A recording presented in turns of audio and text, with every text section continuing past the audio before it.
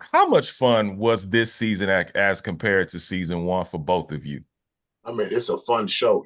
It's just it's fun knowing that we were coming back for a season two. And it's when you do a season of a show, the first time you don't know how it's going to connect with the audience. You don't know what people are going to think about it.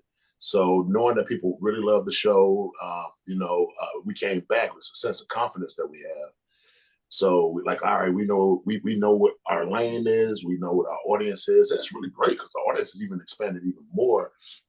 Even since our pickup for season two, people stop me all the time and say, "Man, do I just get onto the show? It's dope, man. I like it." So yeah, it was a lot of fun. And Yeah, I for think you, the first season, I was just getting my feet wet. I never really did a TV show before, so I was just kind of navigating through uncharted waters for me. But then season two, I kind of knew what to expect. I had relationships with everybody, not only with the cast but the crew, so it felt like I was, going to work with familiar faces. So season two was a little bit more fun to do than season one for me. I noticed you guys also Charlie Sheen is in this season. How was it like working with him and vibing with him? If you guys were able to do that on set. Yeah, Charlie's just a cool dude, man. You know, we worked with him last season too. And I think I might even pilot episode when we work with him, and then work with him again on the finale, on the final episode. So once again, it's like Sebastian was just saying, it feels like his family coming back together. And he was just excited. He loves the show too. It's like, man, I had such a good time watching it. And like when you have somebody with him who's that big and are able to humble themselves enough, he's super humble himself on this show because he's playing himself and he's talking about all the crazy things that he's done in his life. Some couple of cops who comes into a restaurant there, in I think the second episode, he's like, those guys? Yeah, they came to my house. They arrested me one time. So, you know, these other things that really happened in his life. So he's just, that's Charlie. What's the craziest Charlie Sheen story you guys have heard? I haven't heard anything that probably is not been heard on mainstream TV. I mean, I was following that the whole time that was going on with the Tiger thing and the winning and all that stuff.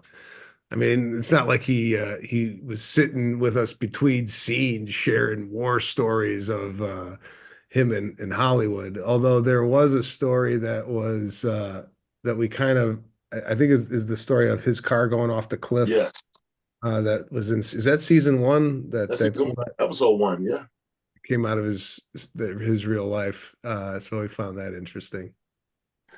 How do you feel each of your characters have evolved in season two versus season one, and what did you learn about yourselves going into season two?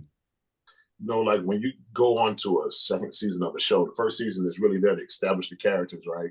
To make sure that you're gonna like being around these people and have an affinity and a love for them.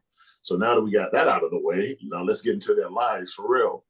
So this season, we see my character Ray become more of a caregiver. His grandmother married a man who had a heart attack at the funeral. So now Ray has to be the one coming in the first episode of season two, has to be the one to take care of him, has to be the one, because he's an invalid. All he can do is say one word. He just says that one word a whole lot. And it's an unintelligible word. We don't know what it means. I don't know what Chuck and Nick were thinking when they created that word.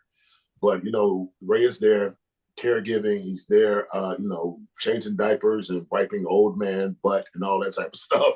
And, then he has other people who come into his house who he didn't know that they're going to be joining him in his house too. So he's at a place right now that he's more of a giver than he is a taker.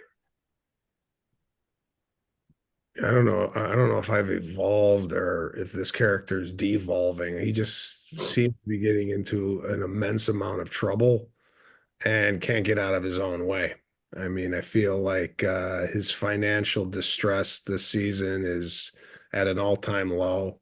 His relationships with his not only his wife but his mother-in-law and his sister and Hector have been fragmented.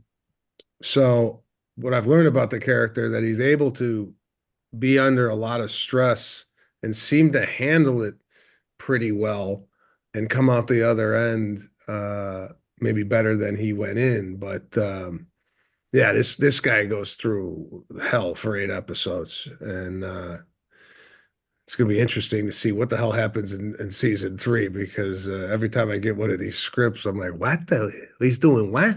Uh, yeah, we'll see. Well, you know what?